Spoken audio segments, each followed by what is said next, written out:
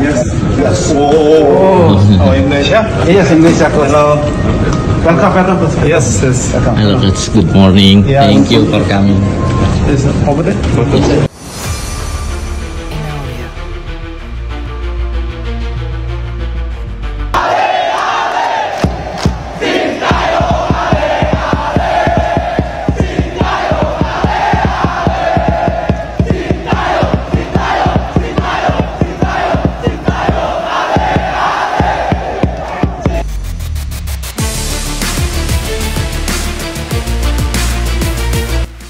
Hai semuanya, selamat datang di channel YouTube Garuda IDN.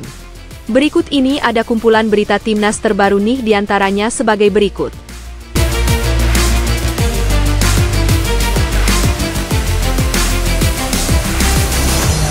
Kabar gembira, Raja Arab Saudi Mohammed bin Salman sambut kedatangan Shin Tae-yong sore ini. Diketahui, Shin Tae-yong ternyata sudah ambil alih kepelatihan timnas Indonesia, gantikan Patrick Kluivert.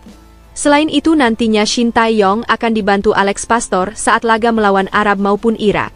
Namun sebelum lanjut ke pembahasannya, alangkah baiknya untuk tekan tombol like dan subscribe-nya ya guys. Jika sudah, mari kita lanjut.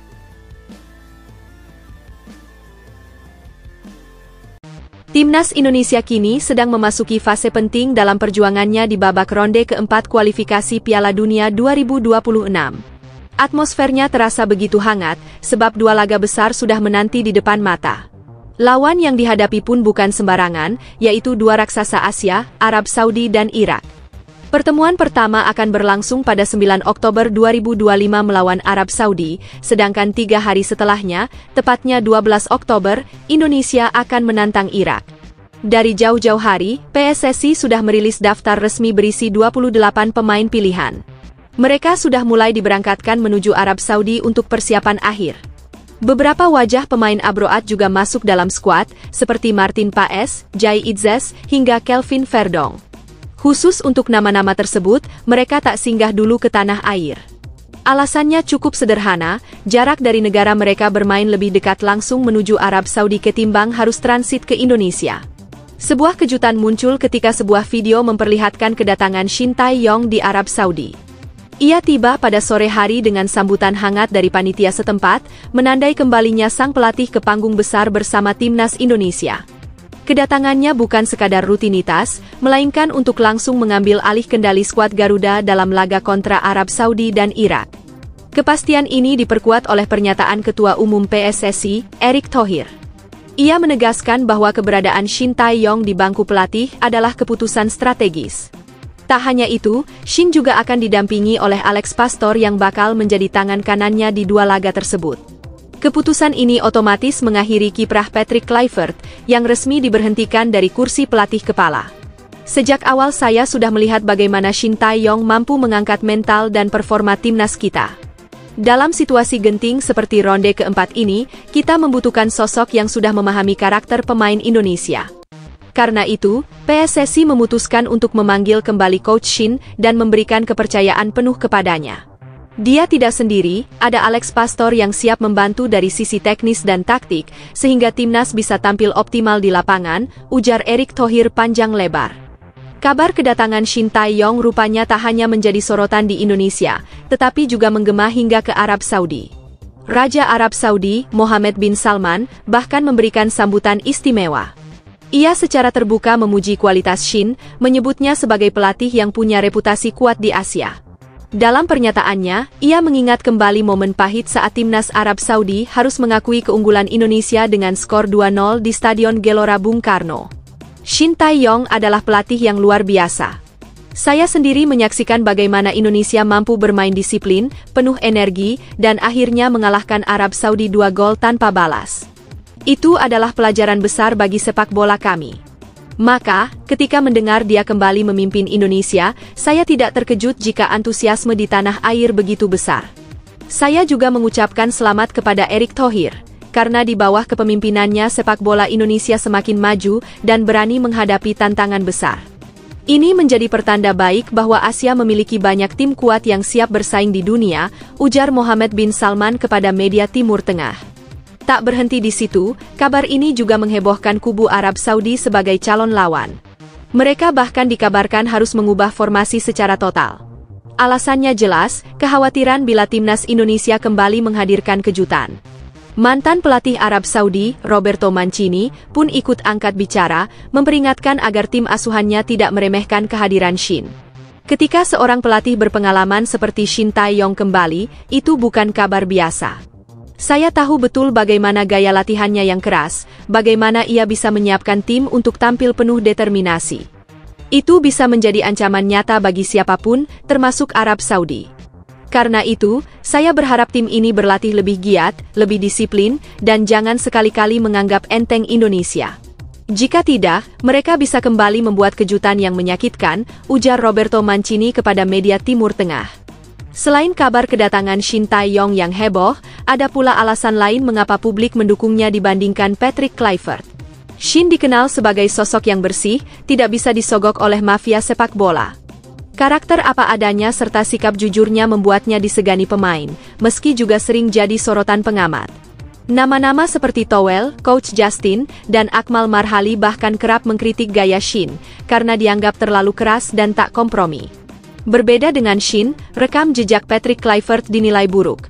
Ia tercatat pernah terjerat masalah judi, kasus kriminal, hingga prestasi yang mengecewakan. Salah satunya saat membuat timnas Curaçao terpuruk hingga harus degradasi di kualifikasi Piala Dunia. Kekhawatiran terbesar netizen Indonesia adalah potensi sogok-menyogok yang justru bisa mengorbankan peluang Garuda lolos ke Piala Dunia 2026. Mengingat laga hanya tersisa 2 kali, yakni melawan Arab Saudi pada 9 Oktober dan melawan Irak pada 12 Oktober, seluruh fokus publik tertuju pada keseriusan timnas. Bila gagal, Indonesia harus menunggu 4 tahun lagi, sebuah durasi yang terlalu panjang untuk harapan besar. Menariknya, dukungan netizen Indonesia begitu masif. Mereka meluapkan pandangan positif agar PSSI memberi kepercayaan penuh pada Shin Tae-yong. Salah satunya menulis, kami butuh pelatih yang bukan hanya pintar, tapi juga jujur. Shin Tae-yong adalah jawabannya. Dengan dia, kami percaya Indonesia bisa berlari sejauh mungkin, ujar netizen di kolom Instagram PSSI. Komentar lain berbunyi, Patrick Kluivert hanya merusak tim. Kami tidak butuh masa lalu kelam yang bisa merusak mimpi Piala Dunia.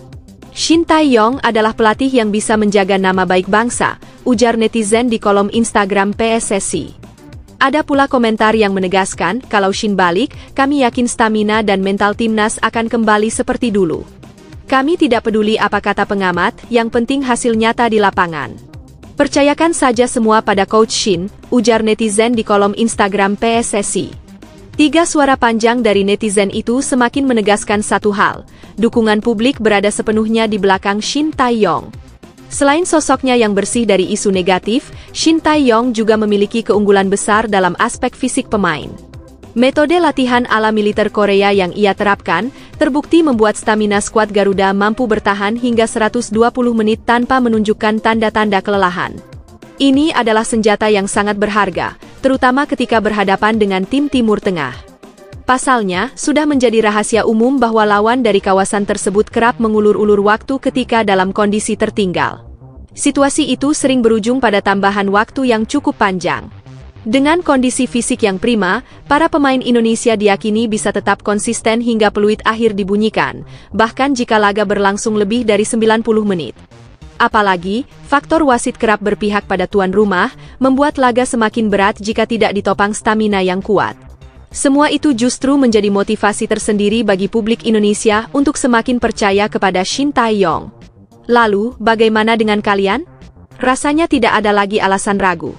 Laga penting melawan Arab Saudi pada 9 Oktober dan Irak pada 12 Oktober jelas membutuhkan sosok Shin Tae-yong di pinggir lapangan. Rizky Ridho bikin geger usai borong 2 penghargaan sekaligus di Liga 1. Ragnar Oratma ngunces kompak desak sang kapten Persija segera hijrah ke Eropa. Nama Rizky Ridho semakin harum di kancah sepak bola tanah air. Bek muda yang kini dipercaya mengenakan ban kapten Persija Jakarta itu sukses menutup musim Liga 1 2024/2025 dengan catatan istimewa. Meski Macan Kemayoran gagal bersaing di jalur juara, Ridho tetap tampil menonjol hingga diganjar 2 penghargaan bergengsi sekaligus.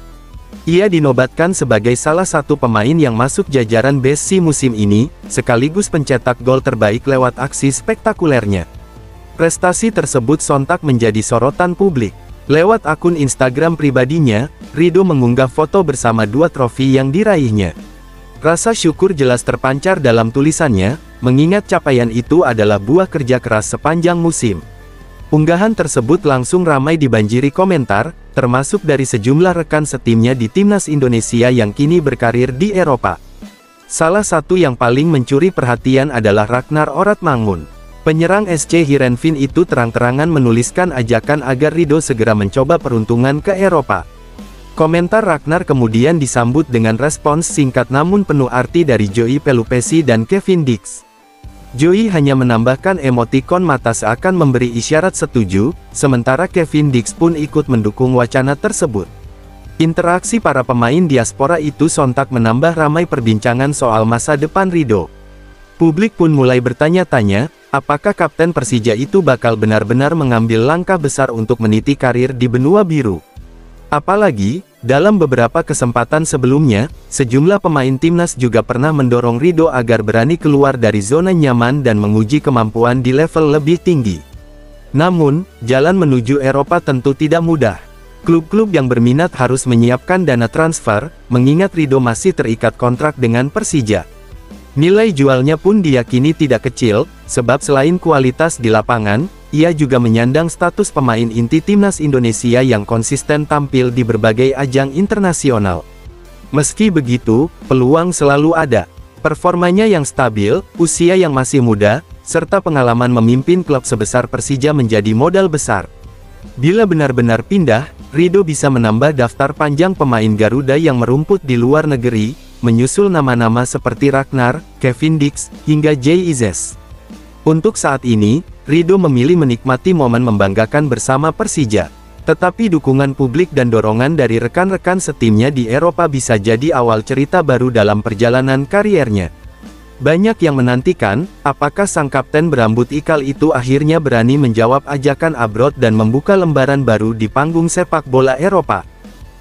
Nova Arianto tetapkan target realistis Timnas U17 Indonesia di Piala Dunia 2025, minimal lolos fase grup.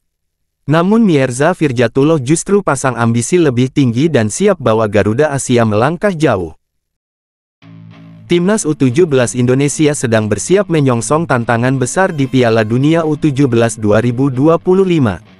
Di bawah arahan Nova Arianto, Garuda Asia datang sebagai satu-satunya wakil Asia Tenggara yang berhasil menembus turnamen bergengsi ini. Kesempatan tersebut diperoleh setelah tim muda Merah Putih tampil apik di ajang Piala Asia U17 2025. Saat itu, langkah mereka terhenti di babak 8 besar, namun hasil tersebut sudah cukup untuk mengamankan tiket ke putaran final Piala Dunia. Turnamen dunia usia muda itu dijadwalkan berlangsung di Arab Saudi pada 3 hingga tanggal 27 November tahun 2025. Dengan demikian, Nova dan skuadnya memiliki waktu sekitar 1 bulan untuk memantapkan persiapan. Agenda pemusatan latihan menjadi salah satu cara agar tim benar-benar siap menghadapi persaingan ketat di fase grup. Sebagai pelatih, Nova sudah menetapkan target yang realistis namun cukup menantang bagi para pemainnya.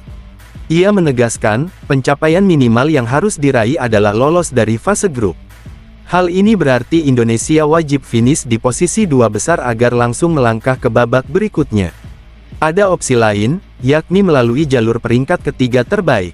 Namun jalur itu dianggap lebih berisiko karena bergantung pada hasil dari grup lain.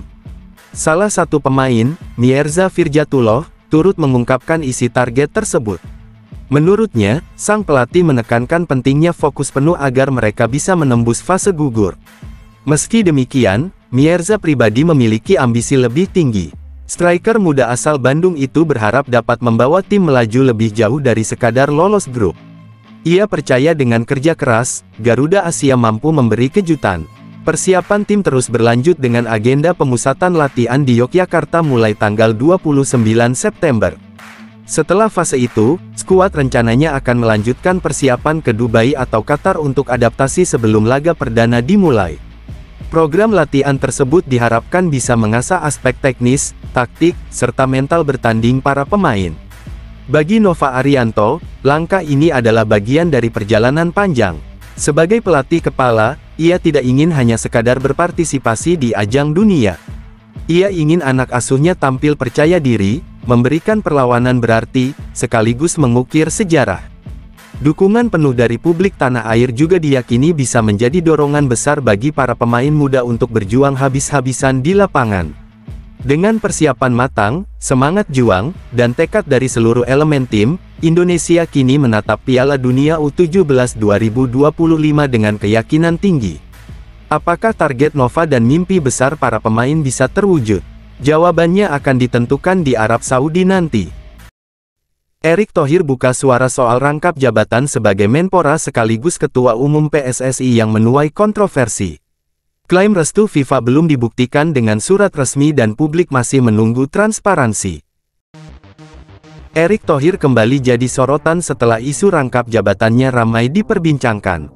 Saat ini ia tidak hanya menjabat sebagai Menteri Pemuda dan Olahraga, Menpora, tetapi juga masih memegang posisi penting sebagai Ketua Umum PSSI.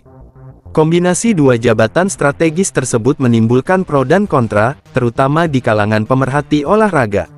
Menanggapi kritik yang terus muncul, Erick menegaskan bahwa status ganda yang diembannya tidak bertentangan dengan aturan yang berlaku, termasuk regulasi FIFA. Ia mengklaim sudah menerima penjelasan langsung dari Federasi Sepak Bola Dunia terkait posisinya. Meski begitu, hingga kini surat resmi yang dimaksud belum pernah dipublikasikan, sehingga masih menyisakan tanda tanya di mata masyarakat.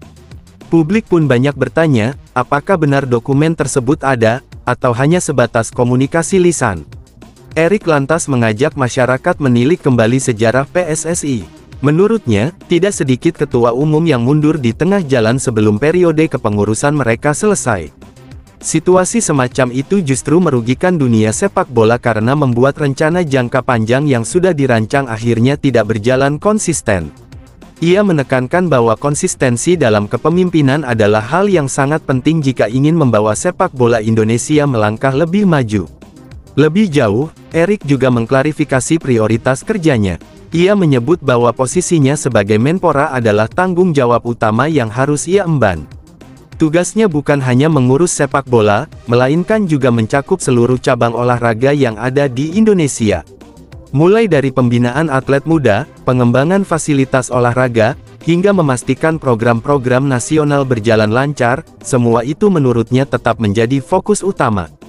Di sisi lain, Erick melihat perannya sebagai Ketua Umum PSSI dapat mendukung langkahnya sebagai Menpora. Ia beranggapan, dengan berada di posisi strategis di dua sisi, ia bisa menyinergikan kebijakan dan meminimalkan hambatan yang biasanya muncul antara pemerintah dan federasi olahraga. Namun, ia juga menyadari bahwa transparansi dan akuntabilitas tetap harus dikedepankan agar tidak menimbulkan kecurigaan publik. Kontroversi ini jelas menempatkan Erick di bawah sorotan. Di satu sisi, ada harapan besar agar rangkap jabatan bisa membawa percepatan perubahan. Di sisi lain, ada kekhawatiran soal potensi benturan kepentingan. Pada akhirnya, masyarakat menunggu bukti nyata apakah Erick mampu menjalankan dua tanggung jawab berat tersebut dengan hasil yang maksimal untuk olahraga Indonesia. Dean James buka-bukaan soal beratnya jalan timnas Indonesia di grup neraka kualifikasi Piala Dunia 2026. Arab Saudi diuntungkan jadwal dan status tuan rumah, Garuda harus kerja ekstra keras demi lolos. Timnas Indonesia bersiap menghadapi tantangan besar pada bulan Oktober tahun 2025 ketika memasuki putaran keempat kualifikasi Piala Dunia 2026 zona Asia. Dalam fase ini, skuad Garuda ditempatkan di grup B bersama dua lawan tangguh, yakni Arab Saudi dan Irak. Laga perdana akan mempertemukan Indonesia dengan Arab Saudi pada tanggal 9 Oktober disusul pertandingan melawan Irak pada tanggal 12 Oktober. Situasi yang dihadapi anak asuh Patrick Kluivert tidaklah mudah. Regulasi kompetisi menuntut setiap tim untuk bisa menempati posisi puncak klasemen agar langsung melangkah ke putaran final di Amerika Serikat, Kanada, dan Meksiko. Jika gagal merebut posisi teratas, masih ada opsi untuk lolos melalui jalur peringkat kedua yang akan dipertemukan lagi di putaran kelima. Namun, peluang itu pun penuh risiko, karena sekali tergelincir ke posisi terbawah, Indonesia otomatis harus mengubur mimpi tampil di Piala Dunia. Salah satu pemain yang turut menyoroti situasi ini adalah Dean James, bek kiri berusia 25 tahun yang kini menjadi bagian penting dari lini belakang Garuda. Dalam keterangannya, Dean menilai peluang Indonesia untuk finish sebagai juara grup terbilang tipis. Menurutnya, Arab Saudi punya modal yang lebih kuat, baik dari segi kualitas pemain maupun keuntungan non-teknis seperti status tuan rumah. Dukungan penuh dari publik sendiri jelas menjadi energi tambahan yang membuat tim asuhan negara Teluk itu lebih percaya diri. Tak hanya soal kualitas lawan, Dean juga menyinggung faktor jadwal yang dirasa kurang menguntungkan. Indonesia hanya diberi waktu sekitar 4 hari untuk melakukan pemulihan fisik sebelum bertanding melawan Irak. Kondisi ini tentu menjadi tantangan tersendiri, terutama mengingat sebagian besar pemain datang dari kompetisi Eropa dan harus menempuh perjalanan panjang sebelum berkumpul di Arab Saudi. Sementara itu, Arab Saudi kembali memperoleh keuntungan lain karena memiliki jeda istirahat yang lebih panjang. Situasi ini bisa membuat lawan tampil lebih bugar ketika berhadapan langsung dengan Garuda. Dean menegaskan bahwa persiapan mental dan disiplin taktik harus benar-benar diperkuat agar skuad Indonesia mampu mengimbangi kondisi yang tidak seimbang tersebut. Meski realistis menilai jalan yang akan ditempuh sangat berat, Dean James tetap menegaskan bahwa peluang belum sepenuhnya tertutup. Dengan kerja keras, fokus penuh sejak pertandingan pertama, dan dukungan doa dari seluruh masyarakat Indonesia, apapun bisa terjadi di lapangan. Tantangan memang besar, tetapi bagi skuad Garuda, setiap laga adalah kesempatan untuk membuktikan bahwa mereka pantas bersaing di level tertinggi sepak bola dunia. Presiden FIFA Gianni Infantino terkesima lihat perjalanan timnas Indonesia yang makin dekat ke Piala Dunia 2026. Garuda siap tempur di Arab Saudi usai rombongan pertama berangkat pada tanggal 1 Oktober tahun 2025. Presiden FIFA, Gianni Infantino, tak bisa menyembunyikan rasa kagumnya terhadap perkembangan sepak bola Indonesia. Menurutnya, langkah timnas Garuda di kualifikasi Piala Dunia 2026 adalah sesuatu yang melampaui ekspektasi banyak pihak. Dari awal, nyaris tak ada yang berani memprediksi Indonesia akan bertahan sejauh ini. Kini, dengan posisi yang begitu dekat dengan putaran final, jalan menuju panggung terbesar sepak bola dunia terasa semakin nyata. Infantino menilai, fase keempat kualifikasi zona Asia akan menjadi ajang bersejarah, bukan hanya untuk Indonesia, tetapi juga untuk seluruh penggemar sepak bola di kawasan. Ia menekankan bahwa pencapaian Indonesia hingga tahap ini sudah menjadi cerita inspiratif. Namun, yang lebih penting adalah bagaimana skuad Garuda memanfaatkan momentum untuk mengukir sejarah baru, yakni melaju ke Piala Dunia untuk pertama kalinya. Ucapan Infantino tentu membawa semangat tersendiri bagi para pemain dan pendukung. Harapannya jelas, Indonesia mampu tampil maksimal di setiap laga, menjaga konsistensi permainan, dan pada akhirnya merebut tiket ke Amerika Serikat, Kanada, dan Meksiko tahun depan. Dukungan dari FIFA pun menjadi sinyal bahwa kiprah Indonesia kini mendapat perhatian dunia. Sementara itu, dari dalam negeri, PSSI melalui anggota Komite Eksekutif, Arya Sinulinga, turut membagikan informasi mengenai rencana keberangkatan skuad Garuda. Menurutnya, tim akan berangkat ke Arab Saudi secara bertahap untuk menyesuaikan jadwal klub masing-masing pemain.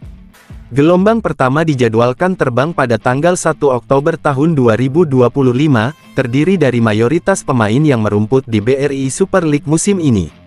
Arab Saudi sendiri ditunjuk sebagai tuan rumah untuk babak keempat. Artinya, laga-laga penting melawan tim-tim besar Asia akan berlangsung di tanah mereka. Suasana ini tentu memberi tantangan tersendiri bagi Indonesia, sebab Garuda harus beradaptasi dengan iklim, kondisi lapangan, serta tekanan dari para supporter tuan rumah. Meski begitu, hal ini juga bisa menjadi ujian mental yang justru membentuk karakter tim. Bagi Indonesia, Oktober nanti adalah bulan penentu. Dua laga awal melawan tim-tim kuat akan menjadi tolok ukur sejauh mana kesiapan pasukan Patrick Kluivert. Jika mampu mencuri poin penting, peluang menuju putaran final akan semakin terbuka lebar.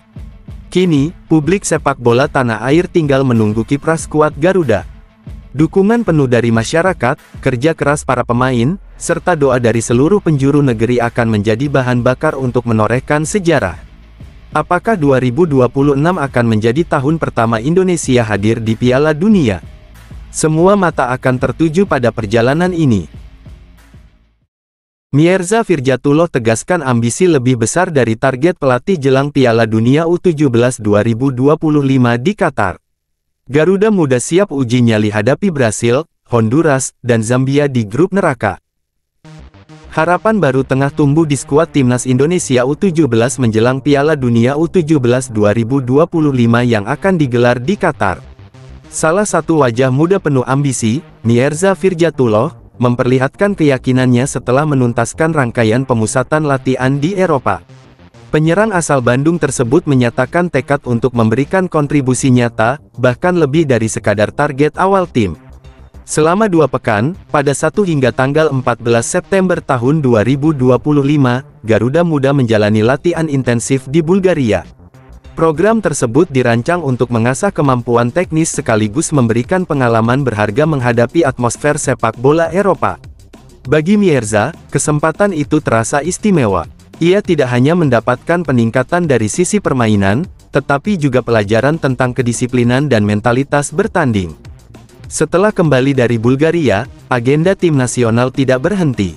TC lanjutan dijadwalkan berlangsung di Yogyakarta mulai tanggal 29 September hingga tanggal 14 Oktober. Fase ini menjadi bagian penting dari persiapan menuju turnamen dunia. Seluruh pemain dituntut menjaga kondisi fisik sekaligus membangun kekompakan agar siap menghadapi lawan-lawan tangguh. Mirza sendiri menegaskan bahwa ambisinya tidak berhenti pada sekadar lolos fase grup, meski pelatih Nova Arianto menetapkan target realistis tersebut. Ia ingin membawa Garuda Muda melangkah sejauh mungkin. Menurutnya, mimpi besar harus diimbangi dengan kerja keras. Karena itu, setiap sesi latihan ia jalani dengan serius sembari tetap menjaga keseimbangan dengan pendidikannya. Ia menyadari bahwa masa depan seorang pemain muda tidak hanya bertumpu pada sepak bola, tetapi juga pada pendidikan yang kuat. Piala Dunia U17 kali ini dijadwalkan berlangsung pada 3 hingga tanggal 27 November tahun 2025. Indonesia tergabung di grup H bersama Brasil, Honduras, dan Zambia. Grup ini jelas bukan tugas mudah, apalagi Brasil dikenal sebagai salah satu raksasa di level usia muda. Namun, Mirza melihat tantangan tersebut sebagai motivasi tambahan. Ia percaya bahwa dengan persiapan matang, kejutan bisa saja tercipta. Pengalaman di turnamen sebelumnya, saat Indonesia menjadi tuan rumah pada 2023, menjadi pengingat bahwa perjuangan tidak akan mudah. Kala itu, Garuda Muda hanya mampu finish di peringkat 2 grup A dengan raihan 2 poin. Kini, Mirza dan kawan-kawan bertekad melampaui capaian tersebut. Dengan semangat tinggi, kerja keras di lapangan, serta dukungan penuh dari publik tanah air, Mirza optimis Indonesia mampu mencatatkan cerita baru di panggung dunia. Emil Audero bikin geger Serie A usai masuk daftar 20 pemain terbaik dan sejajar dengan bintang Inter Milan. Kiper timnas Indonesia ini jadi tembok kokoh Cremonese dan siap jadi andalan Garuda di kualifikasi Piala Dunia 2026. Nama Emil Audero Mulyadi semakin berkibar di kancah sepak bola Italia. Penjaga gawang timnas Indonesia yang kini memperkuat Cremonese itu sukses menarik perhatian publik Serie A setelah tampil luar biasa di 4 pertandingan awal musim 2025/2026. Media olahraga ternama Italia, Tutto Mercato Web, bahkan menobatkannya sebagai salah satu dari 20 pemain terbaik kompetisi hingga pekan keempat. Pencapaian ini kian istimewa karena ia disejajarkan dengan bintang-bintang besar seperti Marcus Thuram dari Inter Milan. Serie A musim ini baru saja melewati 4 pekan, namun nama Emil sudah berkali-kali diperbincangkan. Dari 2 pemain Indonesia yang merumput di Italia, Emil bersama Cremonese dan Jay Izes bersama Sassuolo, perjalanan keduanya berbanding terbalik. Jay masih kesulitan mengangkat performa timnya yang hanya mampu mencatat 1 kemenangan dari 4 laga. Sebaliknya, Emil justru menjadi salah satu alasan mengapa Cremonese, tim promosi musim ini, belum sekalipun tersentuh kekalahan. Catatan 2 kemenangan dan 2 hasil imbang menempatkan Cremonese di papan tengah dengan 8 poin, sebuah pencapaian yang cukup mengejutkan mengingat status mereka sebagai pendatang baru. Emil, yang dipercaya sebagai kiper utama sejak pekan perdana, menunjukkan ketenangan dan refleks luar biasa dalam mengawal gawang. Beberapa kali ia melakukan penyelamatan penting yang membuat Cremonese lolos dari kekalahan. Performa gemilang tersebut membuatnya masuk ke dalam daftar pemain terbaik Serie A versi Tutto Mercato Web. Dalam daftar itu, Emil berada di posisi ke-10 dengan rata-rata nilai 6,63 dari 4 pertandingan. Angka tersebut identik dengan yang diraih Thuram, striker Inter yang tengah naik daun.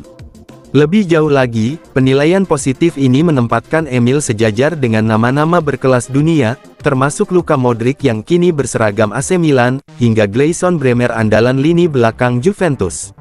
Kiprah Emil bersama Cremonese tentu menjadi modal berharga jelang tugas internasionalnya. Dalam waktu dekat, ia akan kembali mengenakan seragam merah putih untuk memperkuat timnas Indonesia pada putaran keempat kualifikasi Piala Dunia 2026 zona Asia. Skuad Garuda akan berhadapan dengan dua lawan berat, Arab Saudi pada tanggal 9 Oktober dan Irak pada tanggal 12 Oktober mendatang. Kehadiran Emil di bawah Mistar diharapkan bisa memberikan rasa aman sekaligus kepercayaan diri bagi barisan pertahanan Indonesia. Jika mampu menjaga konsistensinya, bukan mustahil Emil akan menjadi salah satu nama paling disorot baik di level klub maupun tim nasional sepanjang musim ini. Patrick Kluivert bikin geger usai singgung Sergio Van Dijk masuk timnas Indonesia lagi. Pelatih Belanda itu pasang syarat gila, harus tampil seperti di masa emas 12 tahun silam. Nama Patrick Kluivert kembali jadi sorotan publik sepak bola Indonesia setelah pernyataannya yang cukup mengejutkan soal Sergio Van Dijk. Pelatih asal Belanda itu menyebut masih bersedia memberikan tempat bagi striker berusia 43 tahun tersebut di timnas Garuda, tetapi dengan catatan, Van Dijk harus mampu menunjukkan kualitas seperti masa emasnya lebih dari 1 dekade lalu. Banyak yang bertanya, mengapa Kluivert sampai menyinggung nama Sergio Van Dijk? Rupanya, keduanya memang punya ikatan lama sejak di Australia. Kluivert pernah menjabat sebagai asisten pelatih di Brisbane Roar, klub yang kala itu juga diperkuat Van Dijk.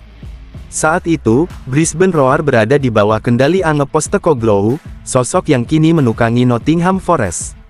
Dari kerjasama tersebut, Kluivert mengenal betul karakter dan potensi sang penyerang naturalisasi Indonesia. Musim 2009-2010 menjadi salah satu titik penting karir Van Dijk. Bersama Brisbane Roar, ia mencatatkan 13 gol dari 27 laga A-League, hanya kalah produktif dari Sanes Metz yang memuncaki daftar top skor. Pengalaman dilatih mantan bomber Barcelona itu memberi warna tersendiri bagi Van Dijk.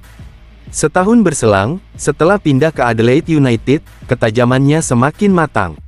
Ia berhasil meraih predikat top skor liga dengan torehan 16 gol, pencapaian yang membuat namanya semakin dikenal di kancah sepak bola Australia.